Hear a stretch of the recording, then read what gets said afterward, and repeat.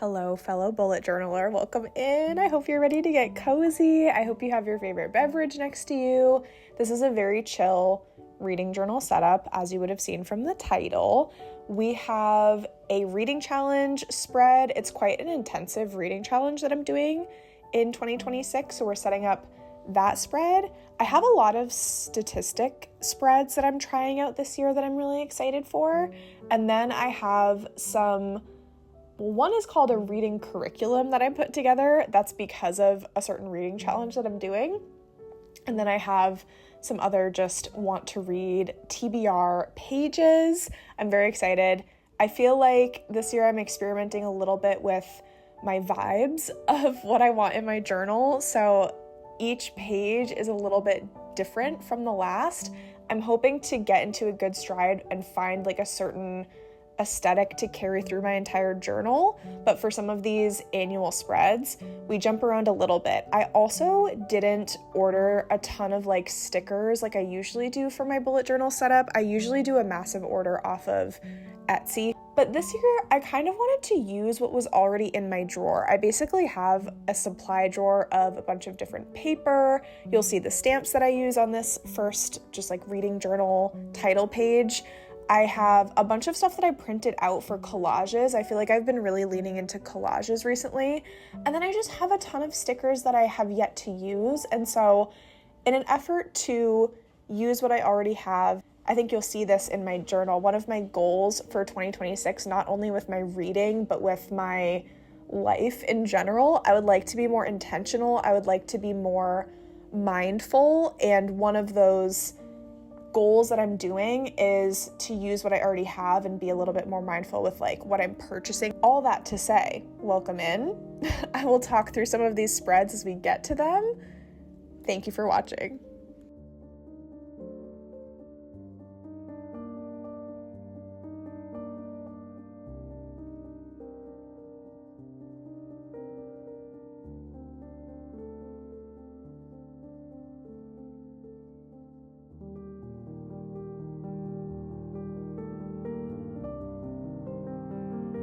This first spread is tracking how many days I finish a book in 2026, and it's much more of like a visual representation of that.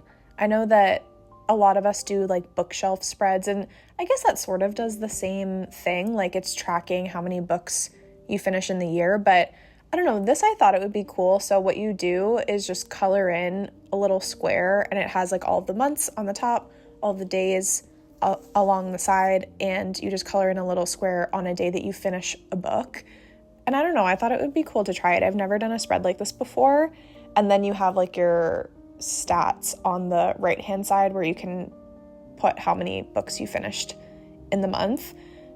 I don't know if this is going to work for me because habit trackers, I've tried them multiple times and I don't love updating them, but this isn't like an every day you have to color in a square. Unless you're finishing a book every day, then go you. That's incredible. But this one, I just thought it would be kind of cool. I'm not usually a ruler person. I like for my lines to be crooked. I like them to have a little bit of wabi-sabi. You won't see me use a ruler again in this whole video because these lines just feel very like harsh and straight. But there were so many of them because it is like a chart that you had to make that I knew if I didn't use a ruler, it was going to be a little bit too wabi-sabi.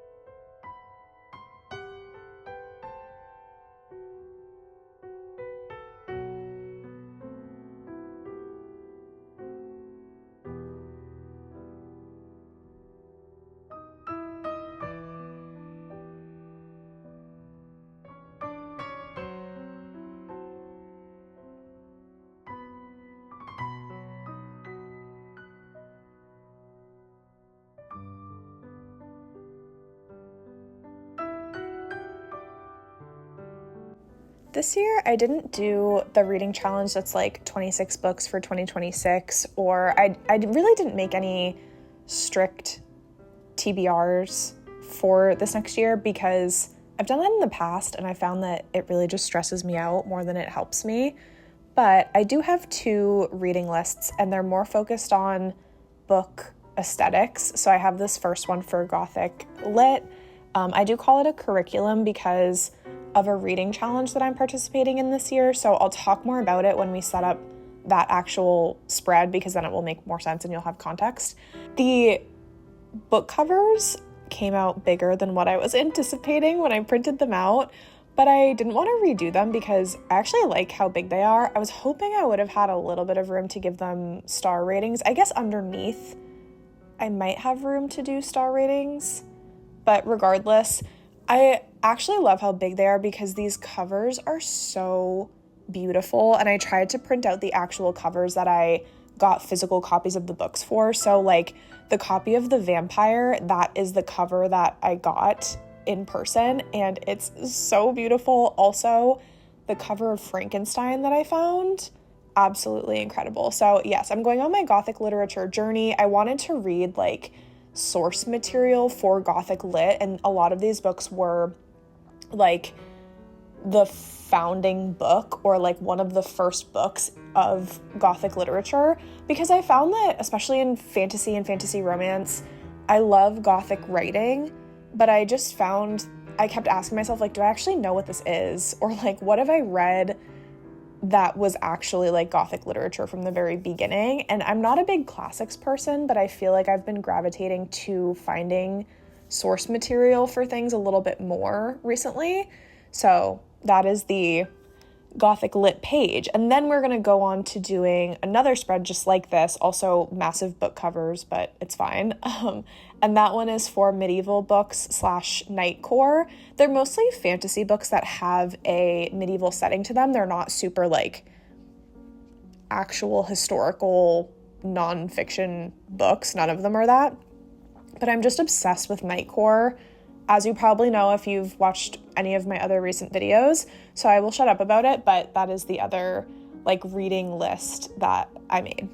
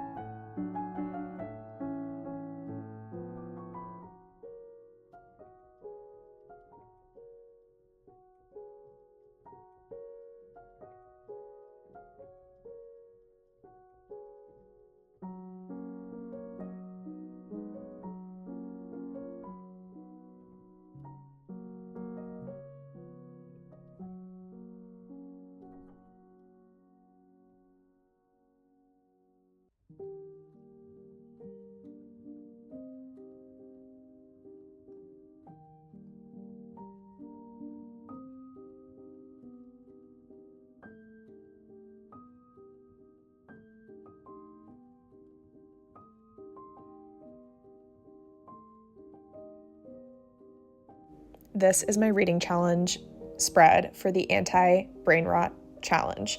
This was created by Jenny from This Story Ain't Over. I will pop up her tag on screen. I found her on YouTube. She's fantastic.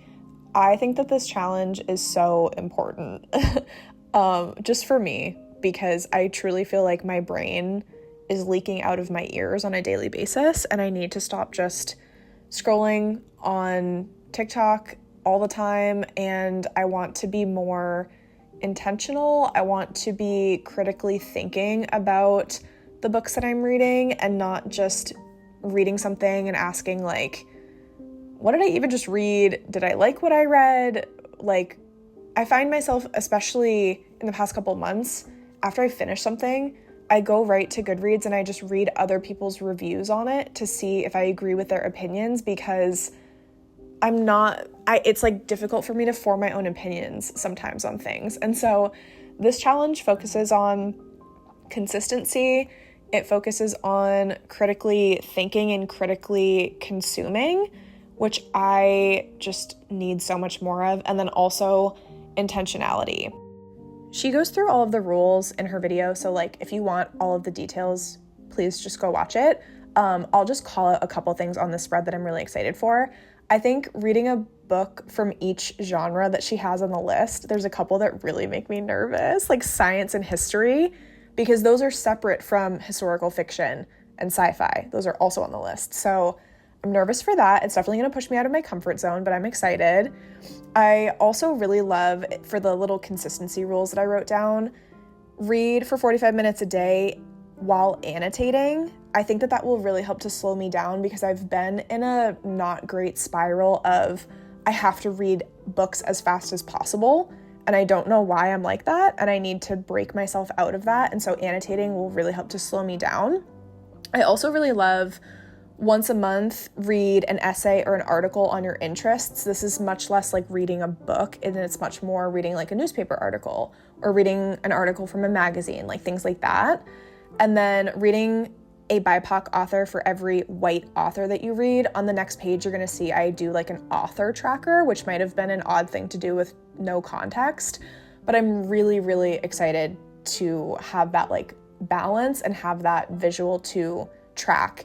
The other thing that I didn't really write it on this spread, but the other thing she says to do is create a curriculum for yourself for the year, or it could just be like seasonally. So like the first quarter of the year, you're going to focus on one thing, one interest, and then the next quarter of the year, you do another interest. This is where that Gothic literature curriculum comes into play. I decided that for my first like semester that I'm creating for myself, I'm going to read those books. I did get it from a TikTok, and she has a doctorate in literature, and she's really cool. If I remember her name, I will put it on screen somewhere. She's on TikTok. She put together this like Gothic literature curriculum, and I basically just pulled all of the books from what she was talking about. And I'm really excited. I'm excited to also have like different semesters for myself, and whatever my interests change to throughout the year, I'm going to craft some resources to learn. These are those author trackers that I was talking about. It's a bit of a tedious setup because there's just so many squares that you have to do. I will probably add more squares, and those I will just color in when I read a book of a white author and a book of like a BIPOC author to track.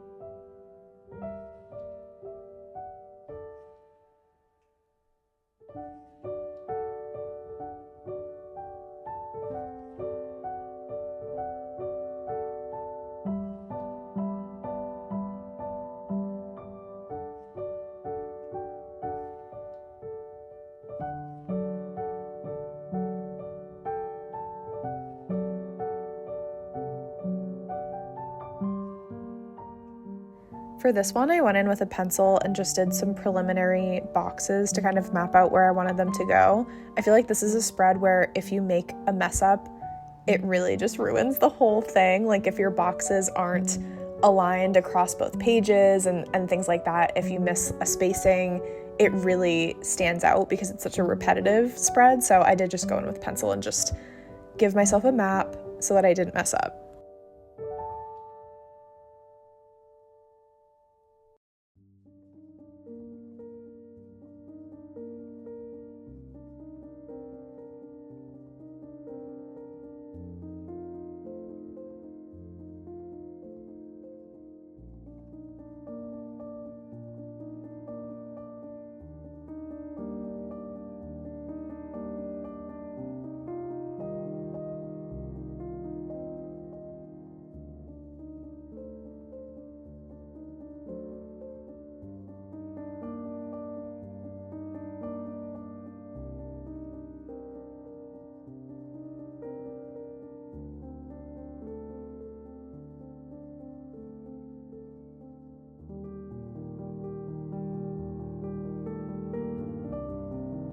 This is a spread I started doing in my bullet journal last year. It's not super oriented on books, but it's more oriented around my interests at the time. I will do them seasonally in this bullet journal as well, but I wanted to just do one for 2026 as a whole because I feel like a lot of my aesthetics have been changing. I've been wanting to adjust my style a little bit, and I think having something that I could reference was helpful because I have been making a bunch of Pinterest boards. That's definitely one of my favorite hobbies to do, but there's something about printing things out and just having a physical thing that you can look back on, whereas Pinterest boards can kind of evolve over time. I wanted this as a good setting the tone type page.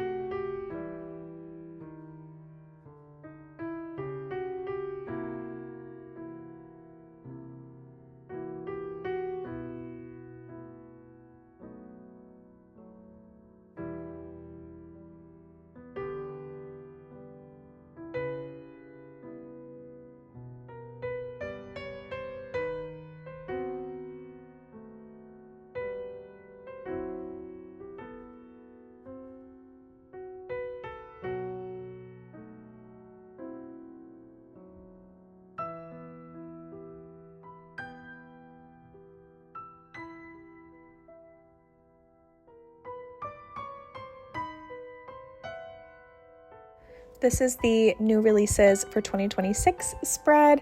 I was deciding whether or not I wanted to do this broken out by month like I usually do, or if I wanted to change it up and do new releases by genre.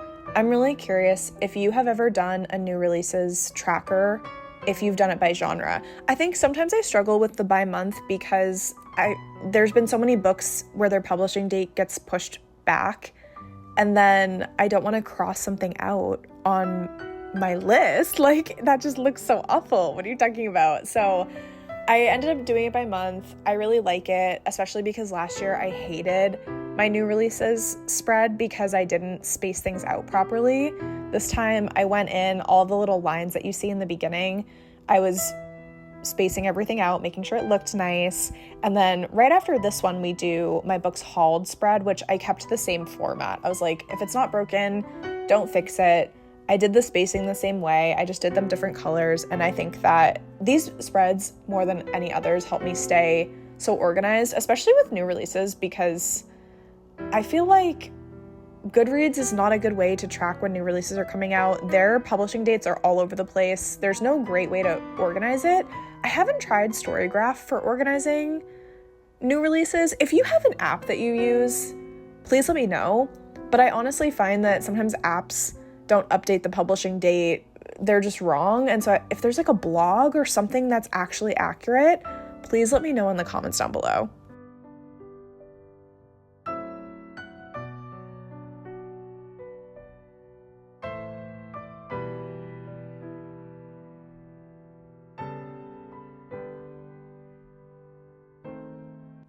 Moving on, we have another reading tracker statistic spread on Storygraph. They give you this graph that has your books that you read each month combined with your pages that you've read each month. And I just think that this is so important, especially as a fantasy reader, especially as a fantasy romance reader. Like, I'm in the middle of reading the Zodiac Academy series, and from this point forward, all of the books are 900 pages. And so if I have a month where I only read 5 books, I can promise you that my page count is just like through the roof. And I think in 2025, I was a little bit hard on myself when I would read less books in a month than I normally do, but it's because the books that I was reading were so long. And I like looking at these numbers together because I just feel like it's less of a critique and more of a pat on the back type thing. And then also on the spread, I just gave myself a box to the right where if I wanted to have some like stats where I call out my best month or my most pages read in a month, like stuff like that, I have that box to just pop in some notes.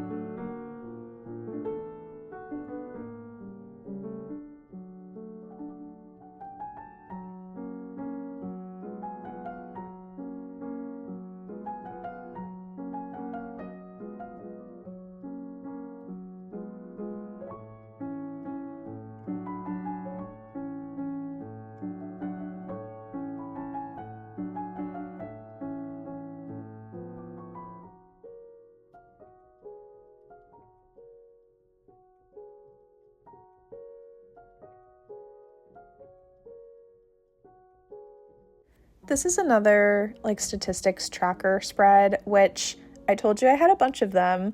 I'm positive that at some point during the year, I will stop updating all of them and I will find myself only updating the ones that I really value. And then I'll know which ones to carry over into next year's bullet journal. But this chart I thought was fun because it also tracks books and pages. But it also has number of 5 stars that you read in a month and number of DNFs that you have in the month.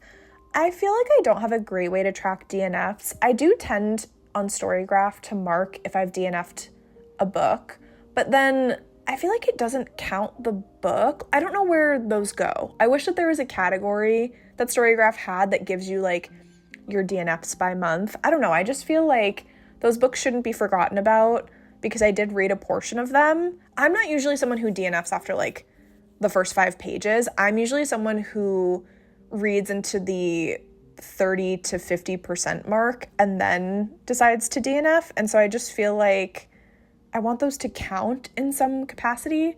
And so I liked this chart where it had those 2 extra columns. And then this will also be my goals page, my like reading goals for the year. So I made a little box that says areas of focus, which I think for me are different from actual reading goals. And then I add this little section down the bottom with some washi tape and make it a little collage-y cutie area where I'll actually write like my reading goals for the year.